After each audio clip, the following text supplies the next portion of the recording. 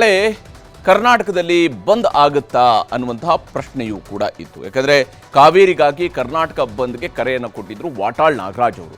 ಅದೇ ಕಾವೇರಿ ನೀರಿಗಾಗಿ ನಡೀತಾ ಇರುವಂಥ ಹೋರಾಟಗಳು ಒಂದು ಕಡೆ ನಡೀತವೆ ಹೊರತು ನಾಳೆ ಅಖಂಡ ಕರ್ನಾಟಕ ಬಂದ್ ಆಗೋದಿಲ್ಲ ಅನ್ನುವಂಥದ್ದು ವಾಸ್ತವ. ಯಾಕಂದರೆ ಇಲ್ಲಿ ವಾಟಾಳ್ ನಾಗರಾಜ್ ಅವರು ಕರೆ ಕೊಟ್ಟಂತಹ ಕರ್ನಾಟಕ ಬಂದ್ಗೆ ಯಾರೂ ಕೂಡ ಬೆಂಬಲವನ್ನು ಕೊಡ್ತಾ ಇಲ್ಲ. ಆಗಸ್ಟ್ 13ಕ್ಕೆ ಕರ್ನಾಟಕ ಬಂದ್ ನಡೆಸಬೇಕು ಅಂತೇಳಿ ವಾಟಾಳ್ ನಾಗರಾಜ್ ಅವ್ರನ್ನ ಮುಂದಿಟ್ಟುಕೊಂಡು ಎಲ್ಲ ಕನ್ನಡ ಪರ ಸಂಘಟನೆಗಳು ಮೊದಲಿಗೆ ಘೋಷಣೆಯನ್ನೇನೋ ಮಾಡಿದರು.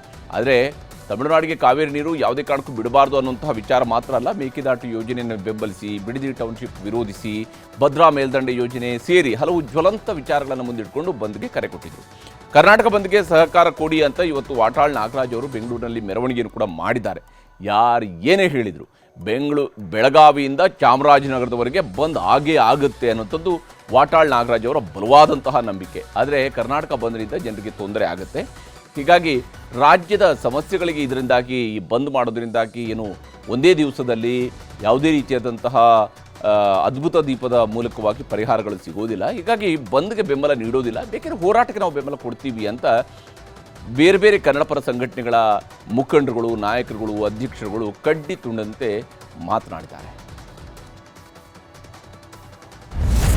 ಇದು ಕರ್ನಾಟಕ ಬಂದ್ ಬೆಳಗಾವಿಯಿಂದ ಚಾಮರಾಜನಗರದವರೆಗೆ, ಮಂಗಳೂರಿನಿಂದ ಕೋಲಾರದವರೆಗೆ ಕರ್ನಾಟಕ ಬಂದ್ಗೆ ಈಗಾಗಲೇ ಅಭೂತಪೂರ್ವವಾದಂತ ಬೆಂಬಲ ಇಡೀ ರಾಜ್ಯಾದ್ಯಂತ. ಯುವಕರು, ವಿದ್ಯಾರ್ಥಿಗಳು ಯಾವ ಕಾರಣಕ್ಕೂ ಯಾವ ಒತ್ತಡಕ್ಕೂ ಬೀಳಬಾರದು ಅಂತ ಹೇಳಿದ್ದಾರೆ. ಬಂದ್ ಮಾಡ್ತೀವಿ. ಕಾವೇರಿ ವಿಷಯದಲ್ಲಿ ಶೀಘ್ರದಲ್ಲೇ ಮುಖ್ಯಮಂತ್ರಿಗಳನ್ನ ಭೇಟಿ ಮಾಡೋದ್ರ ಮುಖಾಂತರ ಯಾವುದೇ ಕಾರಣಕ್ಕೂ ಕಾವೇರಿ ನೀರನ್ನ ಬಿಡಬಾರ್ದು ಅನ್ನುವಂಥ ಒತ್ತಾಯವನ್ನು ನಾವು ಹಾಕ್ತೀವಿ. ನೋಡಿ, ವಾಟಾಳ್ ಅವರ ಹೋರಾಟಕ್ಕೆ ನಮ್ಮ ಬೆಂಬಲ ಇದೆ. ಯಾವತ್ತೂ ನಾವು ಹೋರಾಟಕ್ಕೆ ಅವರಿಗೆ ಬೆಂಬಲ ಇಲ್ಲ ಅಂತಿಲ್ಲ. ಆದರೆ ನಾಳಿನ ಪರಿಸ್ಥಿತಿಯಲ್ಲಿ ಬಂದ್ಗೆ ನಾವು ಯಾರೂ ಬೆಂಬಲ ಕೊಡೋಕ್ಕೆ ಆಗ್ತಾ ಇಲ್ಲ. ಇವತ್ತಿನ ಪರಿಸ್ಥಿತಿಯಲ್ಲಿ ತುಂಬ ಕಷ್ಟ ಇದೆ.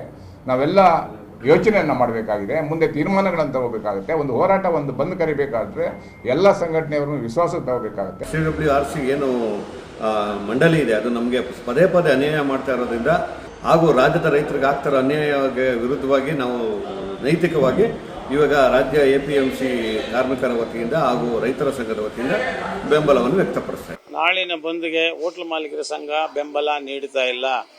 ಕಾರಣ ಅಷ್ಟೇ, ಬಂದ್ನಿಂದ ಪರಿಹಾರ ಆಗಲ್ಲ, ಪರಿಹಾರ ಇತ್ಯರ್ಥ ಆಗೋದಿಲ್ಲ. ನಾವು ಹೋರಾಟದಲ್ಲಿ ಭಾಗವಹಿಸ್ತೀವಿ, ಹೋರಾಟಕ್ಕೆ ನಮ್ಮ ಸಂಪೂರ್ಣ ಬೆಂಬಲ ಇದೆ. ಆದರೆ ಬಂದ್ ಮಾಡಿಕೊಂಡು ನಷ್ಟ ಮಾಡಿಕೊಂಡು ಊರೆಲ್ಲ ತಿರುಗಿಕೊಂಡು ಬಂದ್ ಮಾಡಿಸ್ಕೊಂಡು ಅದನ್ನು ನಮಗೆ ನಾವೇ ನಷ್ಟ ಮಾಡ್ಕೊಳ್ಳೋದು ಪ್ರವಾಸಿಗರಿಗಾಗಲಿ, ಪ್ರಯಾಣಿಕರಿಗಾಗಲಿ, ಸಾರ್ವಜನಿಕರಿಗಾಗಲಿ ತೊಂದರೆ ಕೊಡುವಂಥ ಬಂದ್ ನಮಗೆ ಬೇಕಾಗಿಲ್ಲ. ನಾವು ನೈತಿಕವಾಗಿ ಖಂಡಿತ ಬೆಂಬಲ ಇದ್ದೀವಿ. ಹಿಂದಿನಿಂದಲೂ ನಾವು ಯಾವಾಗ ವಾಟಾಳ್ ನಾಗರಾಜ್ ಅವರು ಕರೆ ಕೊಟ್ಟಿದ್ದಾರೆ ಆ ಸಮಯದಲ್ಲಿ ನಾವು ಎಸ್ಪೆಷಲಿ ನಮ್ಮ ಖಾಸಗಿ ವರ್ಗ ಏನಿದೆ, ಖಾಸಗಿ ಸಾರಿಗೆ ಸಂಘಟನೆಗಳು, ಕನ್ನಡದ ಅಸ್ಮಿತೆ ವಿಷಯ ಬಂದಾಗ, ಈ ನಾಡಿನ ನುಡಿ ಮತ್ತು ಜಲದ ವಿಷಯ ಬಂದಾಗ ನಾವೆಲ್ಲರೂ ನಮ್ಮ ಆಟೋ ಚಾಲಕರಾಗಿರ್ಬೋದು, ಟ್ಯಾಕ್ಸಿ ಚಾಲಕರಾಗಿರ್ಬೋದು, ಬಸ್ ಚಾಲಕರಾಗಿರ್ಬೋದು, ಮಾಲೀಕರುಗಳಾಗಿರ್ಬೋದು ಒಮ್ಮತದ ನಿರ್ಧಾರವನ್ನು ಕೈಗೊಂಡು ಹಿಂದೆ ಕೂಡ ಬೆಂಬಲವನ್ನು ಕೊಟ್ಟಿದ್ದೀವಿ. ಕಾವೇರಿ ನೀರಿಗಾಗಿ ಕನ್ನಡ ಸಂಘಟನೆಗಳ ಹೋರಾಟಗಳಂತೆಯೇ ಮಂಡ್ಯ, ಮೈಸೂರು, ರಾಮನಗರ, ಚನ್ನಪಟ್ಟಣದಲ್ಲಿ ರೈತರು ಕಾವೇರಿಗಾಗಿ ಹೋರಾಟವನ್ನು ನಡೆಸ್ತಾ ಇದ್ದಾರೆ. ತಮಿಳುನಾಡಿಗೆ ಯಾವುದೇ ಕಾರಣಕ್ಕೂ ನೀರು ಬಿಡಬೇಡಿ, ಮೊದಲು ಕಾಲುವೆಗಳಿಗೆ ನೀರು ಹರಿಸಬೇಕು ಅಂತ ಹೇಳಿ ಬೀದಿಗಿಳಿದು ಪ್ರತಿಭಟನೆಯನ್ನು ಮಾಡೋದಕ್ಕೆ ರೈತರು ಮುಂದಾಗಿದ್ದಾರೆ.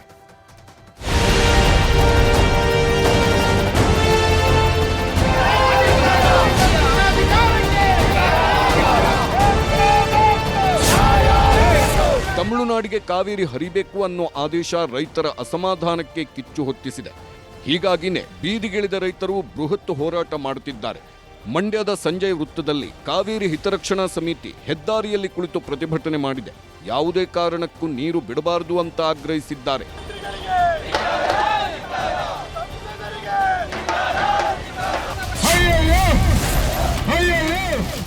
ಮತ್ತೊಂದು ಕಡೆ ಮದ್ದೂರಿನ ಕೊಪ್ಪ ವೃತ್ತದಲ್ಲಿ ಮೈಸೂರು ಬೆಂಗಳೂರು ಹೆದ್ದಾರಿ ತಡೆದು ರೈತರು ಪ್ರತಿಭಟನೆ ನಡೆಸಿದರು.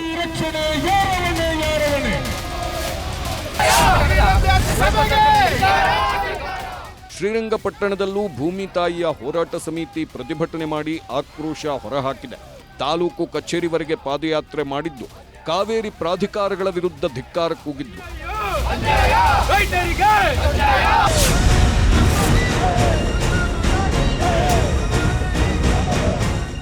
ಮಂಡ್ಯದ ಕಾವೇರಿ ಭವನದ ಬಳಿ ಬಿಜೆಪಿ ನಾಯಕರು ಪ್ರತಿಭಟನೆ ಮಾಡಿದ್ರು. ಕಾವೇರಿ ಪ್ರತಿಮೆಗೆ ವಿಶೇಷ ಪೂಜೆ ಸಲ್ಲಿಸಿ ಅಪ್ಪಿಕೋ ಚಳುವಳಿ ಮಾಡಿದ್ರು.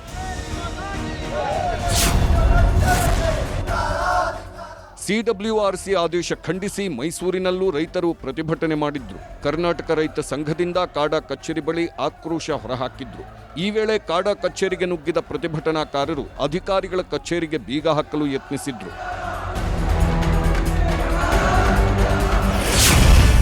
ಕಾವೇರಿ ಪಾಲಿಟಿಕ್ಸ್ ಜೋರಾಯ್ತು, ಟಾಕ್ ಫೈಟ್. ಕಾವೇರಿ ವಿಚಾರದಲ್ಲೂ ರಾಜಕೀಯ ಜಟಾಪಟಿ ಶುರುವಾಗ್ತಿದೆ. ರೈತರ ಗಮನದಲ್ಲಿಟ್ಟುಕೊಂಡು ನೀರು ಹರಿಸಬೇಕು ಅಂತ ಕೇಂದ್ರ ಸಚಿವ ಎಚ್.ಡಿ. ಕುಮಾರಸ್ವಾಮಿ ಹೇಳಿದ್ದಾರೆ.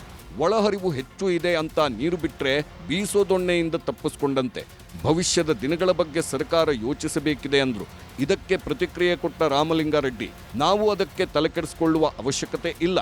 ಕೇಂದ್ರದಲ್ಲಿ ಮಂತ್ರಿಗಳಾಗಿದ್ದುಕೊಂಡು ರಾಜ್ಯದ ನೀರಾವರಿ ಸಮಸ್ಯೆ ಬಗೆಹರಿಸಬಹುದಾಗಿತ್ತಲ್ಲ ಅಂತ ಪ್ರಶ್ನೆ ಮಾಡಿದ್ದಾರೆ. ಈ ಜುಲೈ 15ರಿಂದ ಆಗಸ್ಟ್ 10ನೇ ತಾರೀಕು ಅಂದ್ರೆ ಒಂದು 25 ದಿನದಲ್ಲಿ ಎಷ್ಟು ಬಾರಿ ನೀವು ಡೆಲ್ಲಿಗೆ ಬಂದ್ರಿ?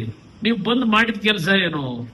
ನಿಮಗೆ ರಾಜ್ಯದ ಜನತೆಯ ಹಿತಾಸಕ್ತಿಗಿಂತ ಹೆಚ್ಚಾಗಿ ನಿಮ್ಮ ಕುರ್ಚಿ ಉಳಿಸ್ಕೊಳ್ಳಿಕ್ಕೆ ನಿಮ್ಮ ಮಂತ್ರಿಮಂಡಲ ರಚನೆ, ಇದಕ್ಕೆ ಇವ್ರ ಮನೆ ಬಾಗಿಲು ತಟ್ಟಕ್ ಬಂತೀರಿ. ಇಲ್ಲಿ ಕೇಂದ್ರದಲ್ಲಿ ನಮ್ಮಲ್ಲಿ ಮಂತ್ರಿಗಳಿದ್ದಾರೆ, ನಮ್ಮ ರೆಪ್ರೆಸೆಂಟ್ ಮಾಡ್ತಾರಲ್ಲಪ್ಪ, ಇವರೆಲ್ಲ ಮಹದಾಯಿ ವಿಚಾರ ಇಷ್ಟೊತ್ತಿಗೆ ಒಂದು ಕೇಂದ್ರದ ಜಲಸಂಪನ್ಮೂಲ ಜೊತೆ ಕೂತು ಚರ್ಚೆ ಮಾಡಿ ಮಾಡಿಸ್ಕೊಡ್ಬೋದಿತ್ತಲ್ಲ.